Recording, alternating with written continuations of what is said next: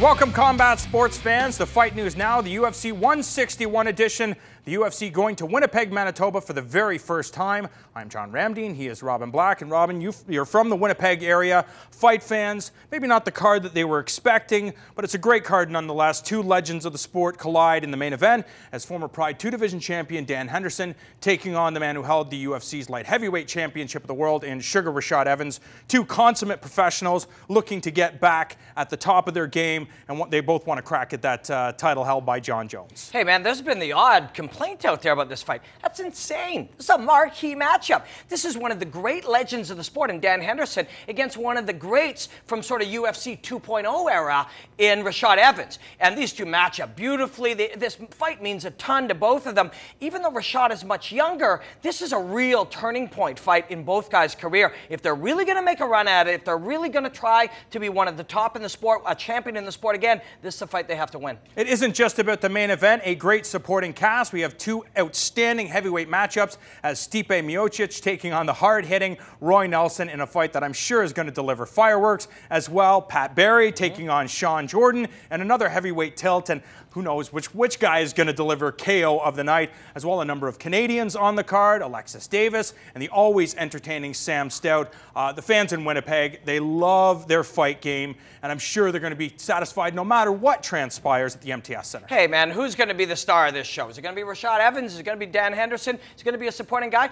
I'm telling you, Winnipeg could be the star of the show. This is another one of these cities, another one of these great fight towns that suddenly, you can hear so much from this audience. Dana White is going to talk at the end about how amazing Winnipeg was, because Winnipeg's a fantastic fight town. A lot of great fighters on this card, but the one that everybody is going to be looking out for is our main event. And we'll take a closer look at that right now. On Saturday night, the UFC will make their debut in Winnipeg, but the build-up to UFC 161 hit a major bump in the road when UFC interim bantamweight champion Renan Barão went down with a shoulder injury, scratching his title fight with Eddie Wineland from the main event. In its place, the UFC promoted the co-main event between Dan Henderson and Rashad Evans into the headlining spot. While the two fighters are coming off losses, the history of these fighters alone should have the hardcore fans salivating for this one. At 42 years old, Dan Henderson has seen it all in the MMA world. He made his UFC debut way back at UFC 17, beating Carlos Newton to win the middleweight tournament. After years spent in Pride, he left the organization holding both the 185 and 205-pound titles simultaneously. At the tender age of 40, he TKO'd Rafael Cavalcante to claim the Strikeforce light heavyweight title. The only belt that has eluded the legend has been the one with the letters UFC across the front of it. Rashad Evans hasn't been around as long as Henderson has, but he has a pretty impressive resume of his own. His coming out party came when he stood and traded with Chuck Liddell, knocking out the legend and putting the rest of the division on notice that he wasn't just a wrestler anymore. He continued his undefeated run, beating Forrest Griffin to claim the UFC light heavyweight title in his next fight. He's and it is all over! Rashad Evans is the new UFC light heavyweight champion! However, he is coming off two consecutive losses, and at his age, the questions about retirement have crept into the conversation. If I lose my next fight, no, I would consider dropping down a weight class. If I drop down 185 and things weren't going right, then I would think about retiring. When two wrestlers of this caliber meet in the octagon, the fans are often treated to a slugfest. Can Hendel land his patented H-bomb and get one step closer to that elusive UFC title? Or will Sugar be too quick for the aging legend and silence the talks of his retirement?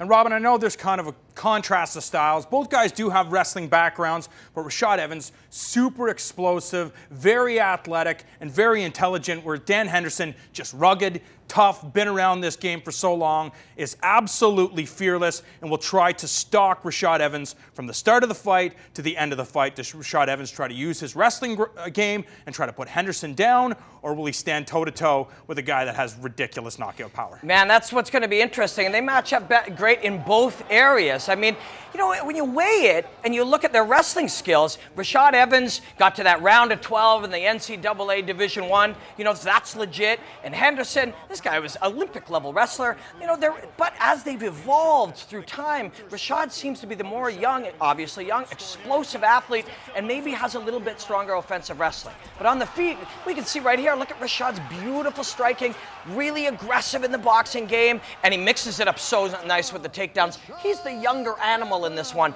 but you know, sometimes you weigh that against an incredible amount of experience and a guy that's fearless. You got yourself a great fight. You got one that's very hard to call. I talk about the intelligence of Rashad because I think it's one of the most underrated assets of his entire game. This is a guy that went 5 rounds with Jon Jones, a guy that I believe will go down as one of the greatest fighters of all time. He's taken out multiple former 205-pound champions, Lyoto Machida, Shogun, Rampage, and for Rashad to be able to go 5 rounds with this young monster really shows something and tells a story about how dedicated he is and how crafty he can be inside of the cage. Yeah, and it makes you ask, can Dan Henderson go 5 rounds with him? But then we saw Dan Henderson in a fight of the year with Shogun, and those guys did an insane 25 minutes as well. Dan Henderson at 42 or 43 years old is still very vital. He's still really, really solid in everywhere, mentally really strong. And, you know, we talk a lot about intangibles often. Rashad used to have the type of swagger that could deal with this kind of offense that Henderson brings. But we haven't seen that over his last number of fights, and Henderson has nothing if not swagger and offensive output. He is going to be mean and aggressive and try to remind Rashad of how bad it hurts to get smashed in the face and how unhappy he was after losing to Lyoto Machida. And he wants him very early to go, man, I don't know if I like fighting anymore. That's Dan Henderson's plan, but Rashad Evans will be equal to it, I think. Both guys coming off a loss. Of course, Dan Henderson losing to Lyoto Machida, and Rashad Evans, of course, to Little Nogueira, in a fight that everybody expected him to win. So the mental edge, who do you give at this point of their career? Does Rashad, did he buy into his own hype? Losing to Jon Jones, well, everybody loses to Jon Jones, but he was supposed to rebound with that fight with Little Nogueira, a guy that everybody says is past his prime, doesn't belong in the same conversation as the other top 10 guys. And for him to go out there and lose that decision, does he doubt himself going into this fight? He does, and he's admitted to that. You know, he's talked about that in a number of different press outlets where he's talked about that, like I said, that loss of his old swagger, that confidence, that knowledge when he walked in that I am the bad man in this fight. This guy should feel very quickly that, you know, he made a mistake in signing this contract. That's how he used to fight. But since he got knocked out by Lyoto, and he's talked openly about it, it really shocked his brain.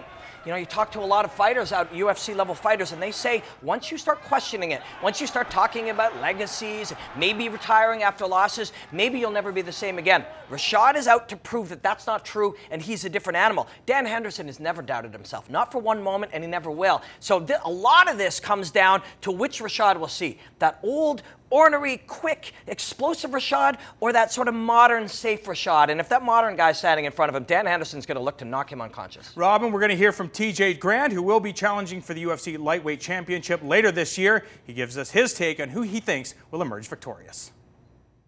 I'm going to go with Henderson just because he's got that H-bomb. He's not afraid to get hit. I think that at this point in their career, I think that he can take it and win. He's just, you know, it seems like he's getting younger as the years go on. So.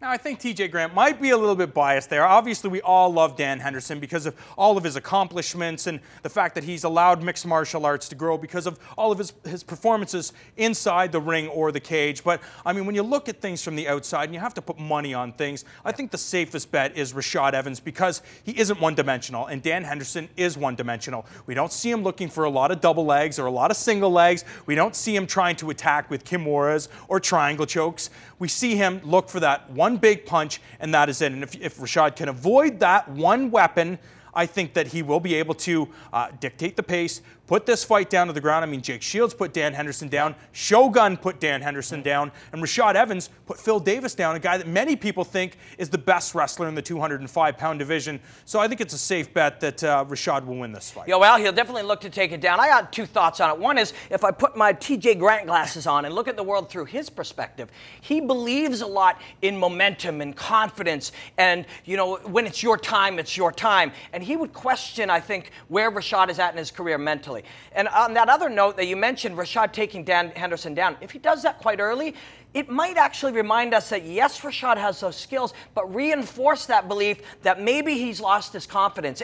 No matter how you slice it, there's a lot more going on here than two great fighters fighting. There's a lot of, subtext to this storyline mentally that's going on, and I think that's what makes it so interesting. Another thing that makes it interesting is that for Dan Henderson anyways, with a big victory here, he could be the guy next in line to take on John Jones. Yeah, and one more thing on Dan Henderson. You said he doesn't do these other 50 things. He just does those one or two things thousands of times over for 30 years of his life, and you get really good at knocking a guy out with a right hand when you've been doing that all your life. When we come back, we'll send it to Winnipeg as John Pollock will be talking to a number of fighters on the UFC 161 card.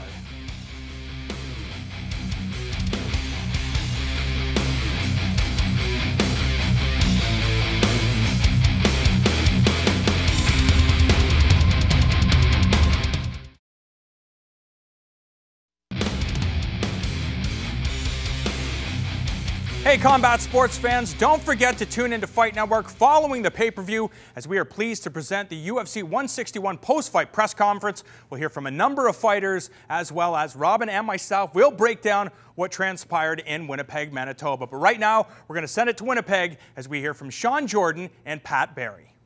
All right, Pat, I know you've been splitting your time with Greg Nelson as well as at Grudge. What was kind of the split during the camp? Was it kind of like 50-50 at each? Yeah, it's the first half at the academy with Greg Nelson, working on wrestling, jiu-jitsu, and pretty much killing people.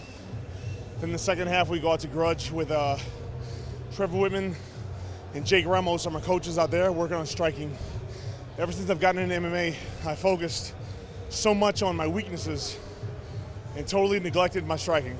So we changed that before the last fight against Chandel Rosario. Changed that up, got back to striking, and when that's fine-tuned, the wrestling and jiu-jitsu is a little bit easier to stop. Where would you assess kind of your wrestling and jiu-jitsu? You were just in a grappling tournament recently. I got my first armbar. First. Ever. First armbar ever. Second on Saturday. It's possible, but Sean's arms are like this long, so I don't know if I'm going to get that one. When you look at this fight, obviously when people see, Pat Barry's in a fight, there's kind of that expectation that you're going to see fireworks. Do you go in with that cognizant that the audience, they want to see Pat Barry striking? Or is that something that, balance kind of a win versus, putting on a show for fans, which you've kind of given people? Well, right. I mean, putting on a show for fans is something that just naturally happens with my style of fighting. I know we need to keep the fans happy. That's true. I just lucked out that my approach to a fight, the way that I go about doing it, just happens to be aesthetically pleasing, visually pleasing to the crowd. So I don't come in necessarily with the intent of I've got to make everybody happy in here and neglect the fight. I come in thinking I'm going to come and do my best, and that just happens. Like I said, I was lucky enough to just luck out that just happens to be what the fans like to see. And just the last one for me here. When the news came out with LeVar Johnson having elevated levels of testosterone, he's a guy you fought just a year ago. Does your eyebrow kind of raise when you see that and wondering, well, was this guy clean during our fight last year? It doesn't matter if you are skyrocketed levels of anything. It doesn't. I don't take that as a factor. LeVar beat me. LeVar Johnson is the man. He's cool as a mug. I've been talking to him regularly. Hopefully, we'll be able to train one day. When the news came out about that, did I automatically start thinking about my fight? No. But I saw a lot of people saying, oh, that's the only reason why he beat me. No. He beat me that day. That had nothing to do with any elevated levels of nothing. He beat me. He punched me in the head, and it was over. That was it. LeVar's the man. He deserved that win. He earned that win. He outfought me that day. Is this the kind of stylistic fight where it can be very easy to just let things go and just stand there and trade with a guy like Pat? Are you kind of cognizant of that going in? Absolutely. This is one of those fights. It's very conducive for us to get in there and just start swinging wildly and kind of lose track of what we're trying to do. So a lot of focus you have to be put into technique and staying unemotional and competing and being professional about it. And just tell us a bit about, after getting that big win over Mike Russow, especially coming after the Czech-Congo fight. I mean, how did you feel after the Congo fight? A lot of people ragged on the fight, and then kind of returning to form against Mike. How did you feel comparing those two fights? You know what? Yeah, the Czech-Congo fight was a rough one for me as far, emotionally. It was not near the kind of fight I thought it was going to be. I kind of thought it was going to be similar to this one, firefight, two guys going and slugging it out. Didn't respect the actual size of the fight enough, so I froze up a little bit in that one. And I was shaking the cobwebs off coming in against Russo, but it felt good to kind of shake it off and get back into it and start fighting again and competing like I should. A great heavyweight tilt as Pat Barry set to take on Jackson Winklejohn fighter Sean Jordan, and both guys kind of in a desperate situation. Pat Barry more so than Sean Jordan. Both guys in need of a victory. Pat Barry sometimes doesn't really seem to think about his mixed martial arts career. He's more focused on going out there, entertaining the crowd with his stand-up abilities, looking for that knockout, and looking out for that knockout bonus as well. And I think that sometimes can be his downfall. Yeah, it's an interesting time in fighting. You know, it isn't just a case of finding the greatest fighters in the world. You got to be entertaining too. You got to have a personality. You got to have some sizzle. And Pat Barry has all of that. He has it like crazy. He's an entertaining guy. He's funny. Fans love him. He's got all of those extra things, but you got to win fights. And he is a dynamic striker. He hits hard. He's got great leg kicks. It'd be nice to see him kind of go back to that pure Muay Thai on the feet, use his leg kicks, so a little bit of mobility, really change things up a little bit. But Sean Jordan is a beast as well, and he's going to come in there with a solid game plan. It's an interesting fight. You know, a lot of people kind of complained about how this card took shape, but when you got four great heavyweights going at it, there's really nothing to complain about. I think it depends on the outcome of the fight. Of course, this fight, we know that Sean Jordan has big power. Pat Barry has fought for the K1 organization, where the premier stand-up fighters have all competed.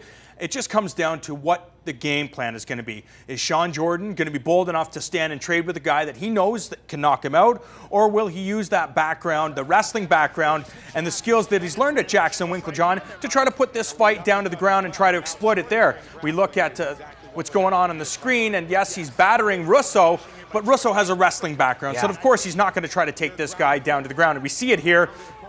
And if he can do that to Pat Barry, I think he'll be successful, but it comes down to trying to batter him on his feet standing before looking for that takedown. And Pat Barry, we know that he has dynamite in his hands. Yeah. Does Sean Jordan have a strong enough chin to be able to withstand whatever Pat Barry can dish out standing? You know, Greg Jackson, his coach, has often got a lot of complaints from fans. People are like, oh, he makes fighters boring. You know, he makes game plans that take away from the action. Dana White has cut him down. You know, and there's maybe some truth to that, but he also has really exciting fighters, and I think it depends on the fighter.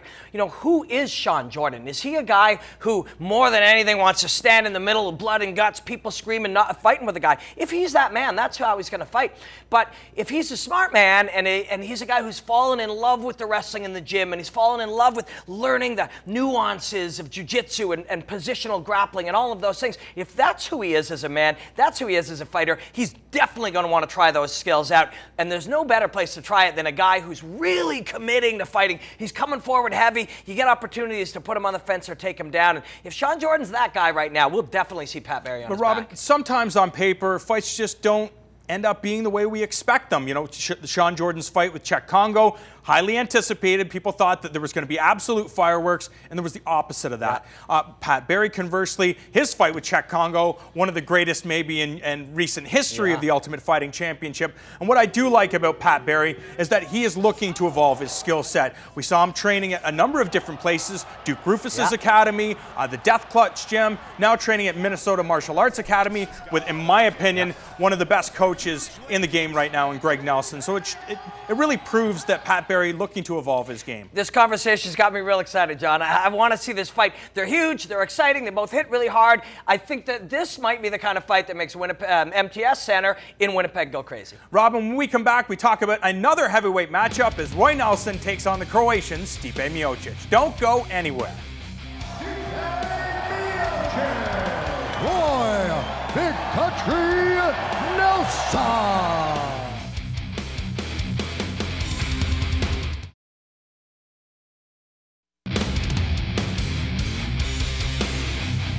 Don't forget to tune in to Fight Network on Friday at 5 p.m. Eastern as we are pleased to present the UFC 161 weigh-ins from Winnipeg, Manitoba. And one man that will not have to worry about making weight, it is Big Country Roy Nelson, as he will be taking on the Croatian Stipe Miocic. A fantastic heavyweight matchup. Miocic 9-1 in his mixed martial arts career, but Roy Nelson really surging right now. Kind of the guy to beat at heavyweight if you're not Cain Velasquez, Junior Dos Santos or Fabrizio Verdum? Yeah, man, we've talked about this in the past. This guy, you know, he's very confusing to look at. If you don't know a lot about sports and you don't watch this guy much, and somebody says, this guy is a professional mixed martial arts fighter, you're like, are you sure? Are you sure he doesn't work at Burger King? But this is a killer of a fighter. Make no mistake, when you see Roy Nelson in there, somebody's getting knocked out, and it ain't Roy Nelson. In his last 15 fights, he's won 10 times, all of them by knockout, and he's lost 5 to some of the best fighters in the world. The last time he's been finished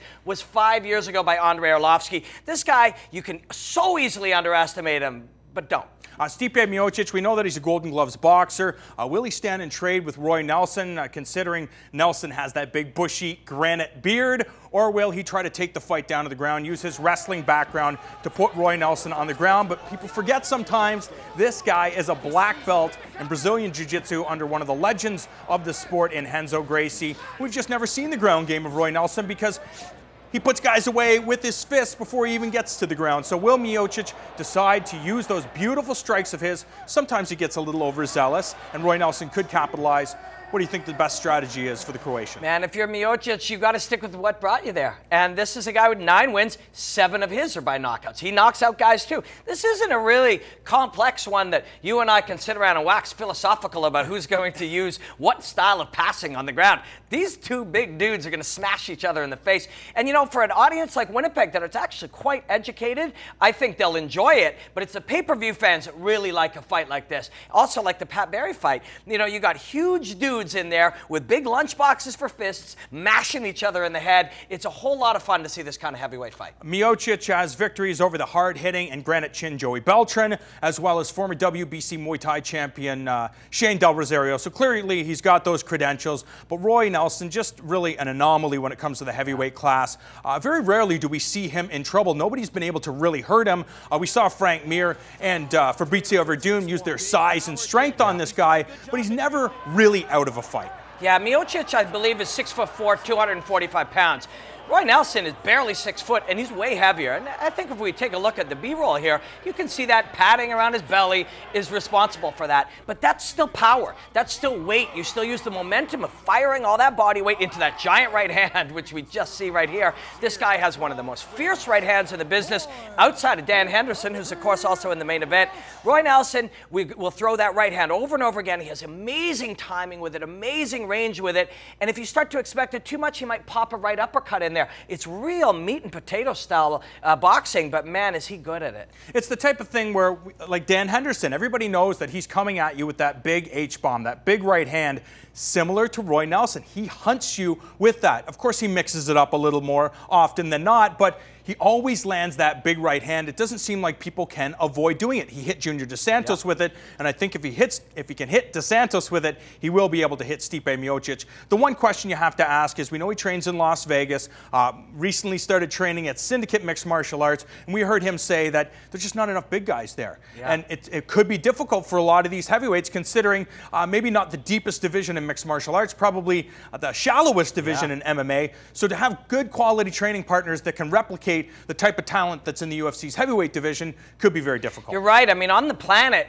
really, there's 20 top 20 guys. It's not like if you're a lightweight, you can find, you know, another 30, 40 guys kicking outside of the top 20 that guys don't, you know, recognize. You can hire them and bring them in. At heavyweight, somebody you're bringing in as a training partner, someone you may fight in the future. There's so few of them. You know, Miocic is coming off his first loss to Stefan Struve, and he's going to be really hungry, and he knows how important this fight is. This fight's shaping up real good. We know that Roy Nelson has that mean-ass power with his right hand, but Miocic is somebody not to take lightly. You know, he looked really good against Struve in that first round. So this I think, is a lot simpler than, hey, the big fat man's going to knock another guy out. I think we're in for a really exciting stand-up fight between these two guys, and we'll see a bit of everything. Now, do we look at that Struve fight for Miocic, as Struve was able to use his strikes and take him out?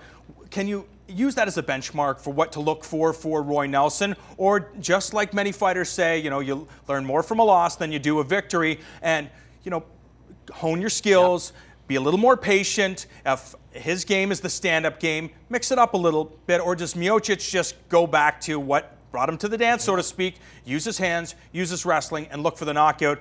over a guy that, you know, good luck knocking him out. Well, this is a turning point fight for Miocic. You know, guys that are on their second and third losses, they understand what happened. They learn that it happens to everybody. They learn how to bounce back from that. You know, we saw Rich Franklin years ago bounce back from that Anderson Silva fight, and you just saw, you know, you could visually see how some guys feel after they finally get that win after a loss. Miocic has never lost before that last fight, and he's never bounced back before. So he's either going to come out like an animal and suddenly say, hey, fat man, you're unconscious now. I'm a real legitimate threat in the heavyweight division, or this will be a turning point with 2 losses in a row that he wants desperately to avoid. So I really like this fight. I think people at home are going to dig it. I think Winnipeg Arena is going to dig it. When we come back, we hear from John Pollock, who will be in Winnipeg with a number of fighters. Alexis Davis. Sam has a strong start.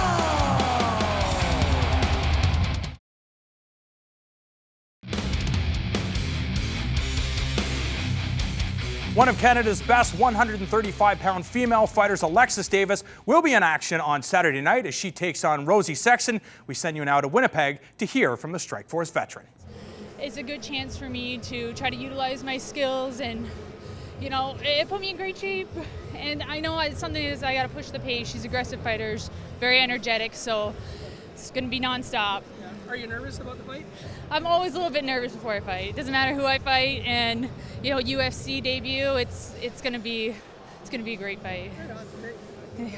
Have you been able to kind of take in fight week so far? I mean, is this just another fight week for you, or is this a dramatic difference just in the whole lead up to a big event at a big venue on pay-per-view? Yeah, you know what, this is totally different. Like, this is my first open workout, so yeah, it's good, and you know, they keep me very busy, so I haven't really been able to soak in the whole experience yet.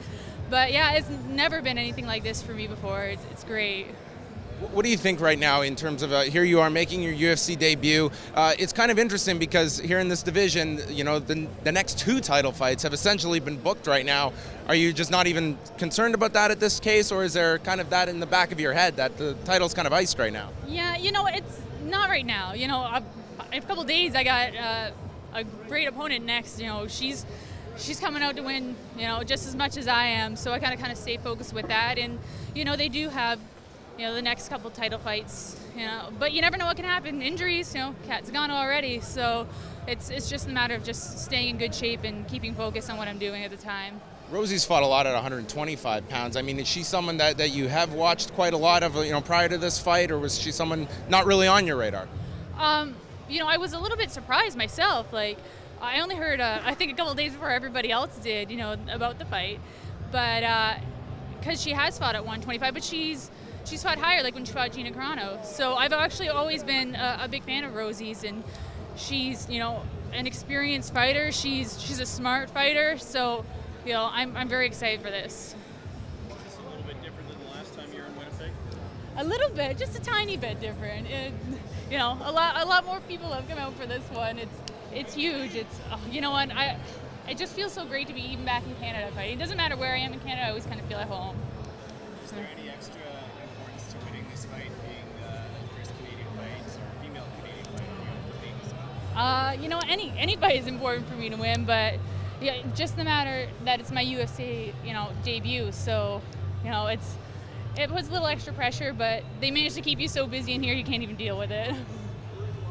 Alexis, predictions on the main event, if I could ask you. Tough fight. I'm a huge fan of Hendo. But, you know, hopefully he's not watching. He's getting up there a little bit. So, you know, if he's, you know, has his, you know, game day, you know, he's on top of his game, you know, today, because you kind of get your highs and lows a little bit more as older you get. But I'm really rooting for him to win, but I'm leaning a little bit more edge to Rashad. Robin, Alexis Davis made her professional mixed martial arts debut in Winnipeg against one of the best at the 135-pound limit in Sarah Kaufman. Had a firefight with Sarah Kaufman for the Strikeforce organization, and now looking to make a successful UFC debut. We were talking off camera. This is a very new experience for a lot of these fighters, and for Alexis Davis, kind of looks tired right now. I've been forced to do all these media obligations, the open workouts, all this press that she's never done. How can that affect an athlete? Man, you've don't realize how electric Winnipeg is as well. I mean, I love being here talking about fighting with you guys, but when I watch the Portage Place Mall all lit up with fans there in Winnipeg, and you just see how excited the city is, that pressure is going to be tough. Now, Alexis has gone through this. Like you mentioned, her very first fight was against one of the toughest fighters in the world. We see the rematch she had with Sarah Kaufman, one of the most brilliant fights in the women's division. She's been to Winnipeg before. She's gone through this. It's familiar to her more than it is for Rosie Sexton, but at the same time, man, this pressure is going to get to you. That Winnipeg crowd is going to be insane. Rosie Sexton knows what it takes to be a champion. She was a title holder for the Cage Warriors organization as well as Bodog Fight. She knows how to get it done. She's in tough, entering into enemy territory, so to speak, but she's just such a crafty veteran. Good on the ground, good standing, more than willing to be creative. But again, I think that Alexis Davis right now, 28 years of age, opposed to Rosie Sexton, who's 35 years of age, maybe nearing the end of her career, so to speak. And I think Alexis Davis, I don't want to be biased, but really surging right now. And I believe that she's a girl that could challenge for the bantamweight title over the next number of years. They have similar amounts of experience on paper, but Davis has fought the tougher competition. We mentioned those 2 fights with Sarah. Also, Davis is a big and powerful 135-pound girl. She does some cutting. She cuts down to the 135-pound limit. She does a lot of conditioning and strength stuff. Rosie Sexton more often fights at 125. You'll notice a big size difference. And hey, we know that a big part of the submission game, which Sexton is very good at, is being able to submit and deal with a larger fighter. But if all else is equal, size does matter. And Alexis Davis is a bigger, stronger girl. Alexis Davis, 5-1 in her past 6 fights. That lone blemish coming by unanimous decision to Sarah Kaufman. Decided to go out and train with one of the best jiu-jitsu teams in all of mixed martial arts, in the Cesar Gracie team. And if you can survive the Cesar Gracie camp, you're going to be tough enough to hang with the best the UFC has to offer. Yeah, and Alexis, is known for her submissions, and she's improved that area. And as well, she's going to be able to deal with Rosie's submissions because she's in a jiu-jitsu camp at Cesar Gracie's. But we also saw her more than willing to engage Sarah on the feet, and Sarah's one of the best kickboxers in the business. So probably the best boxer in the women's 135 pound Yeah, for class. sure. She took a lot of abuse from her. So a smaller girl is not going to be able to hurt with the impact of big, strong Sarah Kaufman. In the jiu-jitsu area, I mean, maybe we're biased. This is a Canadian girl fighting in Winnipeg, but at the same time, she has a lot of she has a lot of advantages in this fight. And, when you weigh it all out, maybe the girl who is the most equipped to handle the pressure, to walk in there and go, you know what, I got nothing to lose. I'm going to fight my guts out. The girl who can do that will have the biggest advantage of all. And if that's Rosie Sexton, that's what she's going to have to do to be the bigger, stronger, more experienced Alexis Davis. Another Canadian that's on the card, Sam Stout, is ready to welcome James Krause to the UFC's 155-pound division. We send it back to Winnipeg. There's a lot of factors in this fight.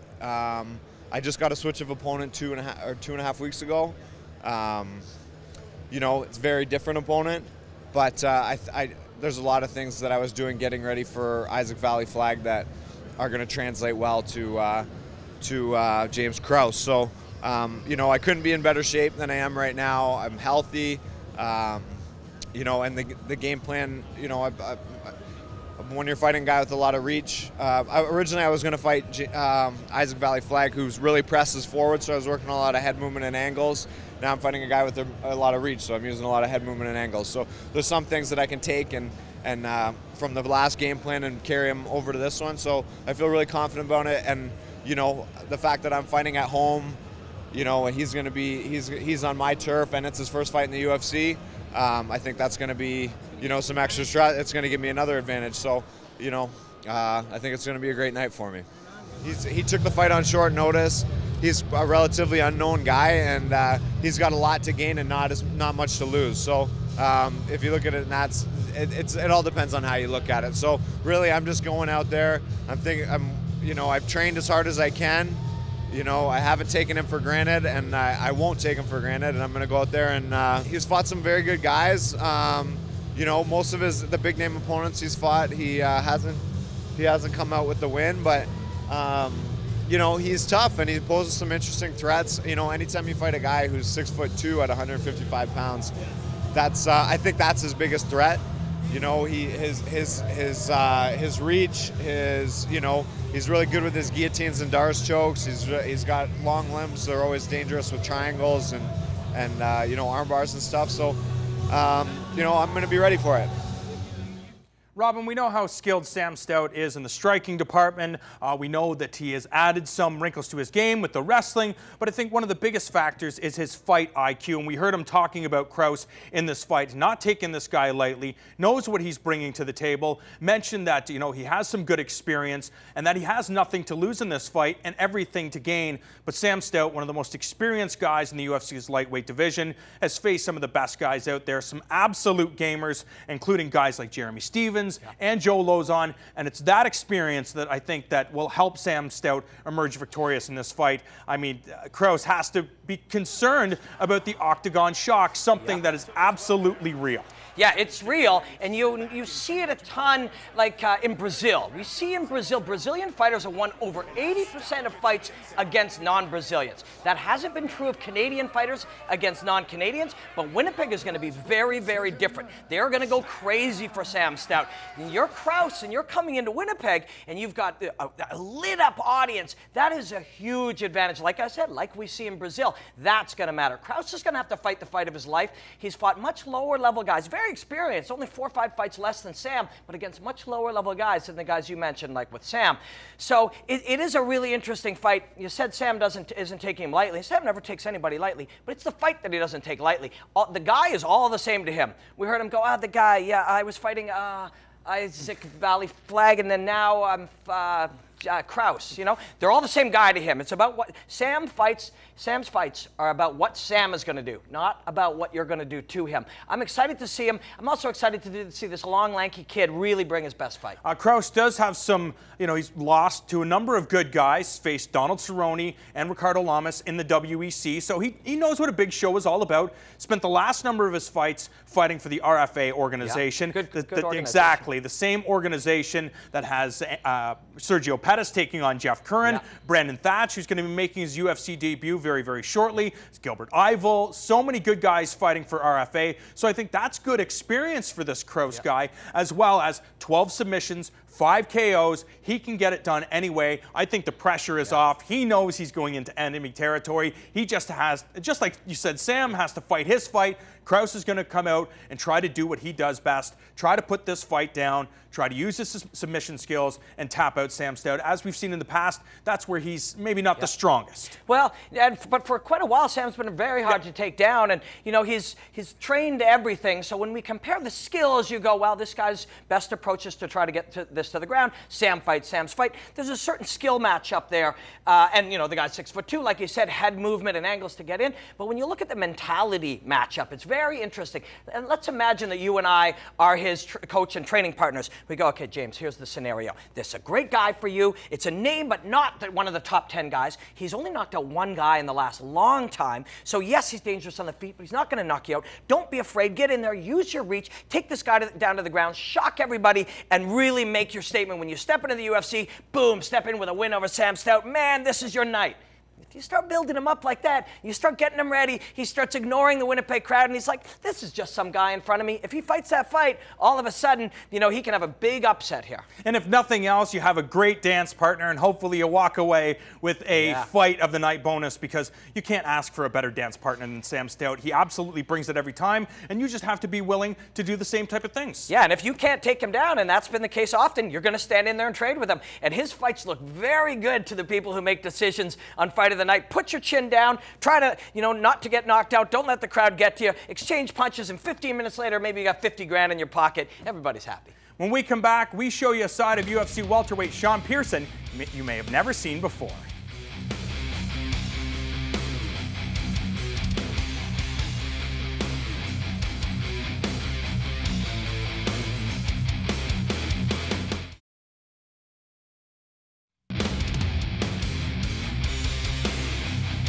Hey, combat sports fans, don't forget to tune in to Fight Network on Friday at 5 p.m. for the UFC 161 weigh-ins. Robin Black and myself will do the commentary, and I'm sure you're going to have a great time. It's time now as Priscilla Carapan brings us this week's edition of The Shift.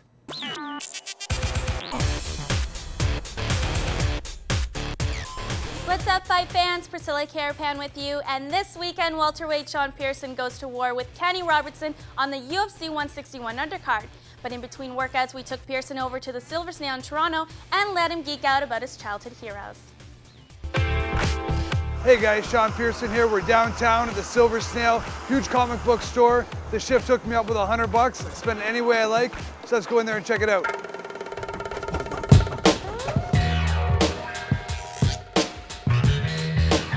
Superman's my earliest memory of comics, of cartoons and stuff like that, but I'd say what really got me hooked originally was Star Wars. I started collecting the Star Wars, and then as I got a little older, I started realizing that I could read the books and get ahead of the curve, so I had already read episodes 1, 2, and 3 well before the movies ever came out, and the movies did not even come close to doing those books justice. Yoda, Han Solo, and Darth Vader, 3 best characters in the Star Wars series, and that's incredible. That's a great find for anybody's house. And look, what a deal. $1,500, that's all that is. This is what comics have come to. Look at Mandy here. She's well dressed. She's well dressed, let's say that. I don't know if this is the one I'm going to take yet, but we got a Justice League right here. The Justice League cartoon was my introduction to, other than Superman, the whole character cast, and that's what got me into comics. I've never been a huge Aquaman fan, but I've heard he turned into a real badass as of late. Would I ever wear this costume for Halloween? Hell no. 1, no one will know who the hell I am. 2, if I'm going to wear this, I might as well just wear this to fight, you know what I mean?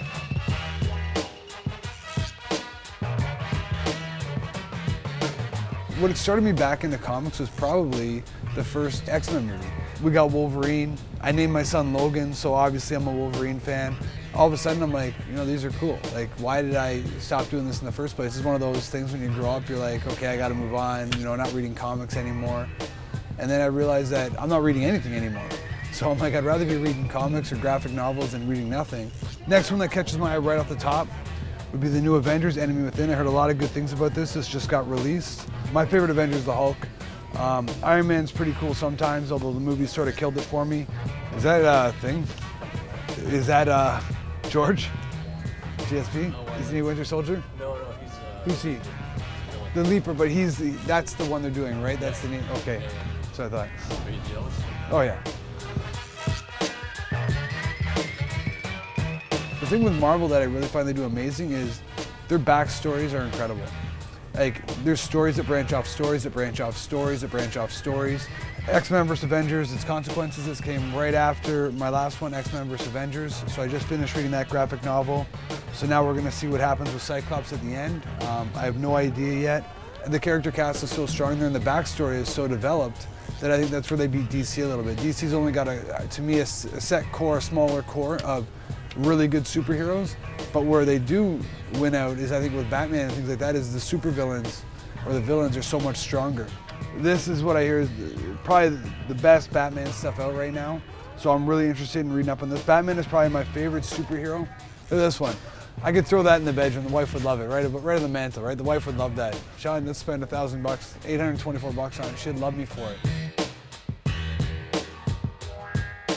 I like these characters that have the good and evil inside them both, and they always fight for the good. The Punisher, like, to me, he's an anti-hero. I like the anti-hero. It's not bad. My biggest problem is because I'm skinny right now, right? Because I'm fighting. Like, I'm only like 190 pounds right now, or 180. I get up to like 210. I got it already. Look at this. Stores will sell anything now. They'll sell anything. Who is this guy? Why is he in my comic book store? He needs to be killed off quickly, okay? Hi there. How you doing? Good, yourself? I'm good, I'm good. Total is $104.64. Have a good day. Hey guys, that was a lot of fun. Gotta thank the shift for hooking me up. Again, we'll be back soon. Catch you guys later. That's it for the shift this week. Back to you, John. Thanks so much, Priscilla. Don't go anywhere. When we come back, we give you some final thoughts of UFC 161. You're watching Fight News Now.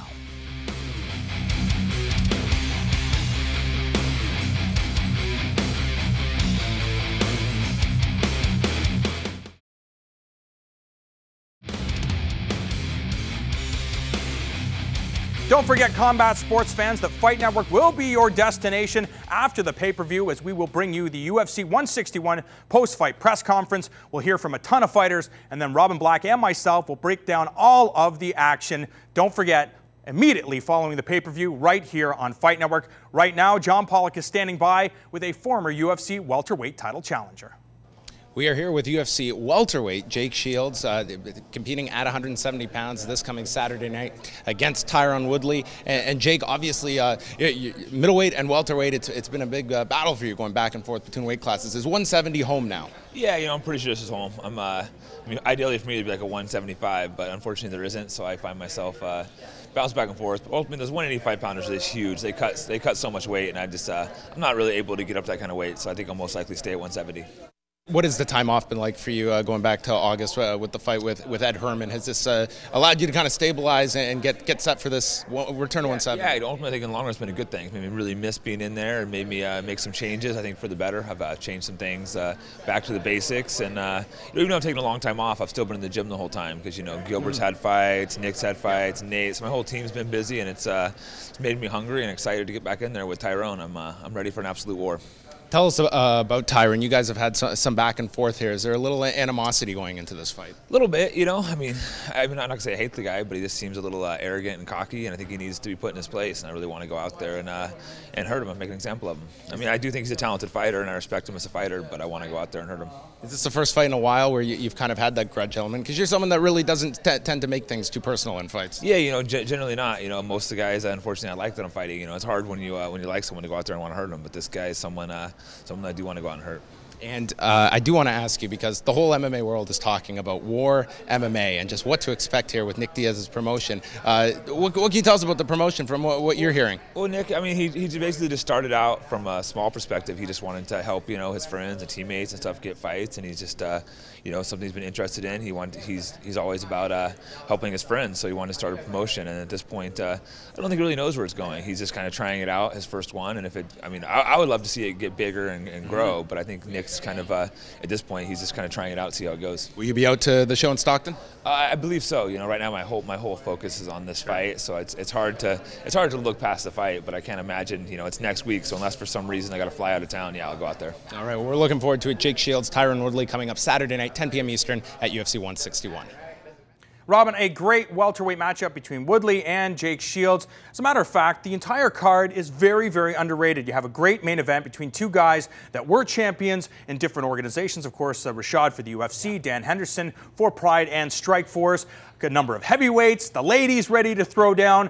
I know it's not the card everybody expected, but these fighters now have an opportunity to shake things up, put on some great performances, and entertain the crowd in Winnipeg. I might start being a broken record over the next 3 days or 4 days talking about the great city of Winnipeg. But I'm telling you, this place is going to go crazy, and it's going to ignite these fighters. This could be one of those cards where everybody kind of catches fire, and the crowd excites people. This is a crazy fight town. The UFC's coming here very, very late, and by the time we get to that main event, they'll start going crazy at Roland Delorme starting the night off from the hometown of Winnipeg, all the way through the undercard with a great main event. This is a really great fight card. If you have to pick, what is going to be fight of the night?